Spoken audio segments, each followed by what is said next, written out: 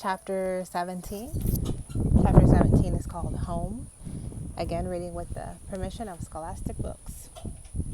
After 3 months of living here and there with strangers and relatives, we were finally on our way home.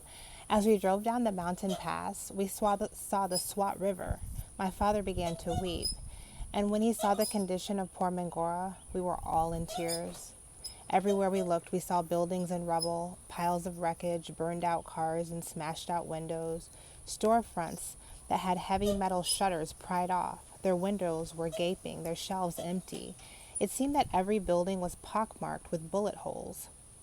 It still felt like a war zone. Army soldiers peered down at us from machine gun nests on rooftops, their guns trained on the streets. And even though the government had said it was safe to go back, most people were still afraid to return. The bus station, normally bustling with the chaos of brightly colored buses and hundreds of travelers, was deserted, and weeds were growing up through the cracks in the pavement. But there was no sign of the Taliban. As we rounded the corner to our home, we prepared ourselves for the worst. We had heard that the houses surrounding ours had been looted. TVs and jewelry had been stolen. We held our breath as our father unlocked the gate. The first thing we saw was that the garden in front of the house had become a jungle. My brothers immediately ran off to check on their pet chickens. They came back crying. All that was left was a pile of feathers and bones. The birds had starved to death. Meanwhile, I ran into the guest room where I had hidden my books. They were safe and sound. I said a prayer of thanks and paged through them. How lovely to see my quadratic equations, my social studies notes, and my English grammar books again.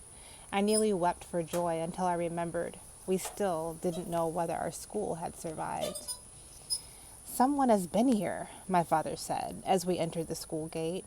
The building across the street had been hit by a missile, but miraculously, the school was still intact. Inside were cigarette butts and food wrappers littered on the floors. The chairs and desks were turned upside down in a jumble. The Kashal school sign was in the corner where my father had placed it for safekeeping.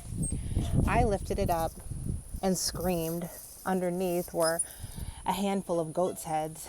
It took me a minute to realize that they were just the remains of someone's dinner. Anti-Taliban slogans were scribbled all over the walls, and inside the classrooms, bullet casing littered the floor. Army Zindabad, which means long live the army, was scrawled on a whiteboard. We understood then who had been staying there, the Pakistani army. The soldiers had punched a hole in one of the walls in the upper floor through which they could see the street below. Perhaps they had used this spot as a sniper's post. Although it was a mess, our beloved school was still standing. After surveying the damage in the classrooms, my father and I went into his office. There, he found a letter that the army had left for him. It blamed the people of Swat for allowing the Taliban to take control of our homeland. "We have lost so many precious lives of our soldiers, and it is due to your negligence," the letter said. "Long live the Pakistani army."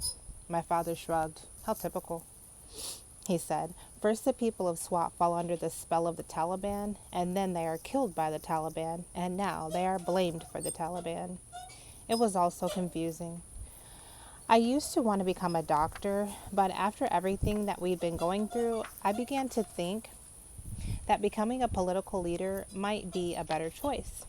Our country had so many problems. Maybe someday I could help solve them.